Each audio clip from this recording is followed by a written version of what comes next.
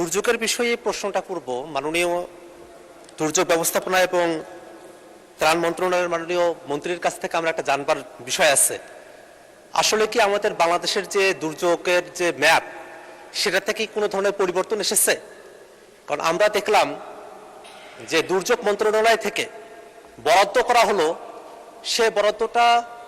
30 এপ্রিলে হয়েছে, সেটা শুধুমাত্র সরকারি দলের যারা আসন প্রাপ্ত হয়েছেন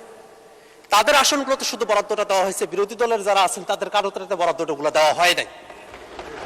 যদি এরকমটা হয়ে থাকে যে বাংলাদেশের আসলে দুর্যোগগুলো যখন আসবে তখন শুধু সরকারি দলের যে আসনগুলো আছে সেখানেই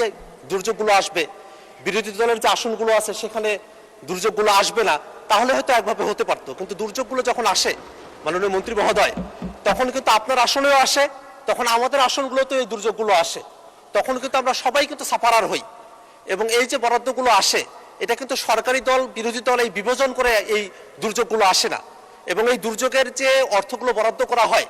এই বরাদ্দগুলো কিন্তু করা হয় জনগণের ট্যাক্সের টাকা থেকে, জনগণের থেকে এই অর্থগুলো আহরণ করে তারপরে জনগণের পিছনে এটা বরাদ্দ করা হয়। কিন্তু আমরা দেখলাম যে গত 30 এপ্রিলে যে বরাদ্দটা করা হয়েছে 85 লাখ টাকা করে এবং 90 টন করে চাল গম, সেটা শুধুমাত্র সরকারি দলের যারা এমপিরা আছেন বা সরকার দলের যে আসনগুলো আছে সেখানেই সেটা বরাদ্দ করা হয়েছে। কিন্তু বিরোধী দলের কোনো আসনেই এই অর্থ এবং এই যে চাল গম সেটা বরাদ্দ করা হয় নাই, যেটা বিরোধী দলের আসনে যেসব সাধারণ নাগরিকেরা আছেন তাদের প্রতি চূড়ান্ত বৈষম্য। এবং 24-এর পরে এরকম বৈষম্যমূলক কোনো নীতি বাংলাদেশে চলতে পারে বলে আমরা মনে করি না। এই কারণে আমরা মাননীয় দুর্যোগ ব্যবস্থাপনা এবং ত্রাণ মন্ত্রণালয়ের মাননীয় মন্ত্রীর কাছে আমরা জানতে চাই যে আসলেই কি বাংলাদেশে দুর্যোগ আসবার ক্ষেত্রে